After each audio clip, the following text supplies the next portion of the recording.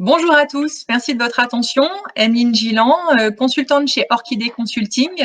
Nous avons organisé un échange avec Monsieur Alain-Pierre Fatila, que je remercie d'être présent. Je vous laisse un petit peu vous présenter. Bonjour à tous, donc Alain-Pierre Fratilla, je suis directeur d'exploitation chez Sogea Caroni, particulièrement au service réhabilitation, avec 10 ans d'expérience en entreprise générale, tout corps d'État, 9 réhabilitations, et avec une initiation de démarche Lean, on va dire, depuis 2015 dans la société. Est-ce que vous auriez quelques exemples de réalisation de chantiers sur lesquels vous avez développé le Lean, certaines méthodes, certains outils, de nous faire partager un peu votre expérience? Alors, on déploie de façon presque systématique, on va dire, nos démarches Lean sur l'ensemble de nos opérations. Quelques opérations phares. On a eu en 2016 une opération qui était à R1 avec. On a fait 65 en opération tiroir. On avait un délai contractuel de 17 mois, compris 2 mois de préparation, sur lequel on a gagné 1 mois en fin de chantier. Il était difficile de faire plus court, étant donné qu'on était limité par le nombre de logements tiroirs. Nous n'en avions que 8 de mémoire. Une autre opération significative, ça a été celle de Coudekerque avec Logifim, également 180 logements en opération de tiroir. Là, on avait un délai de 36 mois. On a diminué d'un tiers, puisqu'on a fait l'opération en 24. En revanche, on avait 36 logements tiroirs. Après, de manière plus générale sur nos opérations, car on déploie certains outils du Lean, notamment la planification LPS qui permet vraiment d'avoir un management visuel. Ce ne sont pas que des opérations où effectivement on gagne du délai significatif. En revanche, ça apporte beaucoup de bienfaits en termes de communication, puisque le management visuel via ces outils crée une vraie dynamique de communication. On a des chefs d'équipe qui sont beaucoup plus présents, qui à la fin, alors effectivement au démarrage chantier, on a toujours les conducteurs de travaux, des sous-traitants qui sont présents, mais petit à petit, ce sont les chefs d'équipe qui font le planning avec on va dire l'interlocuteur de chantier, le conducteur de travaux de l'opération. Et les remontées se font de façon quotidienne. Des logements qui ne sont pas dédoyés, des prestations qui ne sont pas terminées, des points bloquants, des découvertes ou encore des situations à risque. On a vraiment quelque chose qui crée des bienfaits. Tous ces bienfaits permettent d'éviter aussi beaucoup de choses et d'éviter de passer à côté de certaines anticipations ou préparations. Et c'est tout un tas de coûts indirects qui sont rarement chiffrés, des choses qu'on vient refaire, des choses qu'on vient défaire, des accidents qui sont évités et qui ont des impacts qui généralement ne sont pas chiffrés et qui sont significatifs pour les opérations. Si je comprends bien, pour vous, le Lean permet d'anticiper un maximum sur vos planifications et sur les réalisations à venir. Tout à fait. Encore une fois, le but, c'est une démarche collaborative. Donc, ce n'est pas un interlocuteur, un conducteur de travaux ou un chef de chantier qui planche sur son sujet dans un coin de son bureau. Ça reste beaucoup de choses qui font la planification lorsqu'elle est faite dans une démarche Lean. Elle est faite de façon collaborative avec le chef, le conduc, les conducteurs de travaux des entreprises. En tout cas, ils participent à la validation de ce planning. Donc, à un moment donné, on a bien un engagement, parce qu'encore une fois, une des forces de la démarche Lean, c'est l'engagement des acteurs. Chacun s'engage à mettre ce délai-là, à mener telle action. Maintenant, c'est une démarche qui reste, on va dire, c'est quelque chose, c'est l'amélioration continue. Donc, il n'y a rien de gravé dans le marbre. C'est cette communication perpétuelle qui permet justement d'améliorer au quotidien l'organisation, la planification pour le bien du chantier. Et puis, je suppose que vous mettez également en place d'autres outils de management qui sont très diffusés chez Vinci et qui sont parfaitement inscrits dans les démarches Lean, comme les tapis rouges ou ce genre de démarches comme les pics évolutifs ou autres outils de management visuel très, très Lean.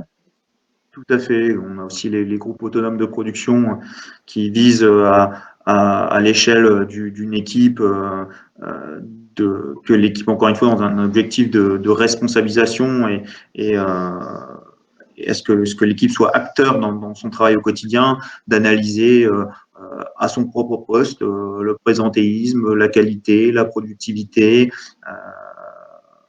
ce qui permet effectivement de challenger aussi un peu les équipes et les impliquer dans la production. Si je vous résume bien, le Lean vous permet d'impliquer au maximum tous les acteurs du chantier, quelle que soit leur position hiérarchique. C'est ça, c'est un bon résumé. Merci. J'ai une autre question. Êtes-vous autonome dans la réalisation de ces chantiers ou est-ce que vous faites appel à des consultants Lean? Alors, pour initier ces démarches, effectivement, on avait pris le principe de se faire systématiquement accompagner pour deux raisons majeures. La première étant de former et sensibiliser, puisque effectivement, pour que la démarche fonctionne, il faut que les gens la comprennent et puissent être convaincus ou tout du moins y adhérer et vouloir y adhérer. Donc, c'est la première source d'utilisation d'un consultant. La deuxième chose, c'est le rôle, je dirais, de médiateur du consultant. Effectivement, on amène quelque chose de nouveau, on va changer d'une certaine manière la façon d'appréhender le chantier et pour, entre guillemets, accompagner cette démarche avec nos partenaires, quelqu'un qui a une vision extérieure du chantier facilite, j'ai envie de dire, l'accompagnement du changement. D'accord. Quels sont les points bloquants que vous avez rencontrés le plus régulièrement au moment de lancer ces démarches? Le premier point bloquant, je pense, qui viendra à la tête, ça reste le financier, puisque pour beaucoup de gens, quand on passe une prestation à un prestataire extérieur, on voit un volume non par rapport à ce qu'on a l'habitude de faire, ça peut être un frein.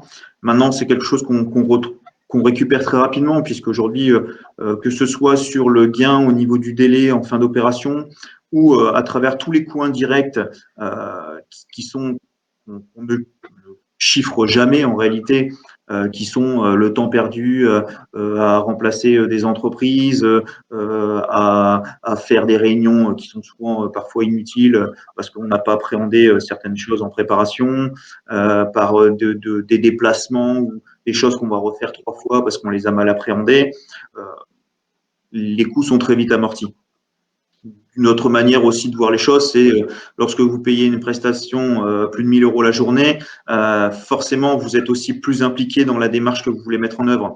Quand on dit on fait un planning pendant une demi-journée avec les entreprises, tout le monde est mobilisé parce qu'on voit pas, ça n'a pas le même impact. Après, ça a été un autre frein, c'est le changement des habitudes. Il faut accepter de regarder autrement, d'écouter, d'être ouvert et être convaincu par la démarche qu'on va lancer, puisque ce qui fera sa réussite, avant tout, c'est l'implication de tous et les convictions des uns des autres. Si aujourd'hui, vous avez toute une équipe qui est contre la démarche, ça ne fonctionnera pas. D'accord. Si vous aviez un conseil ou une chose à dire à quelqu'un qui hésite, ce serait quoi?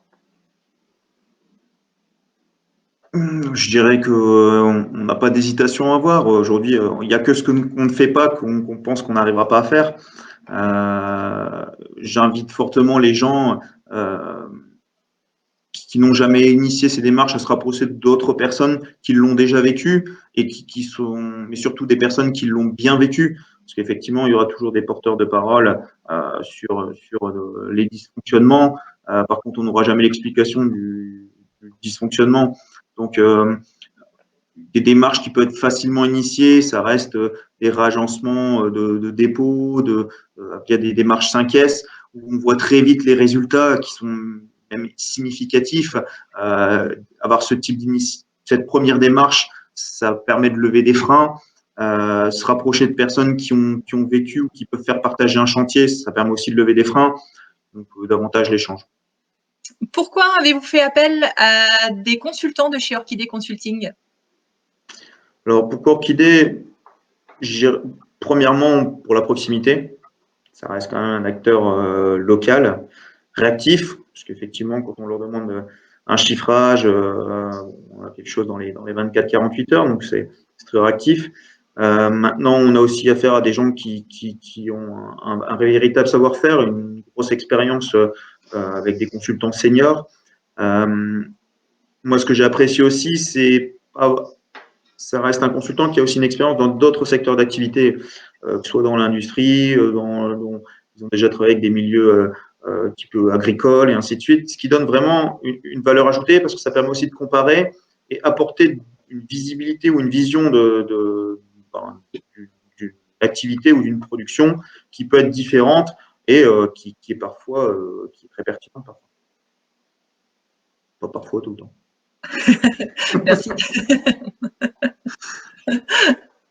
D'accord. Je vous remercie beaucoup pour ces échanges. Merci à vous.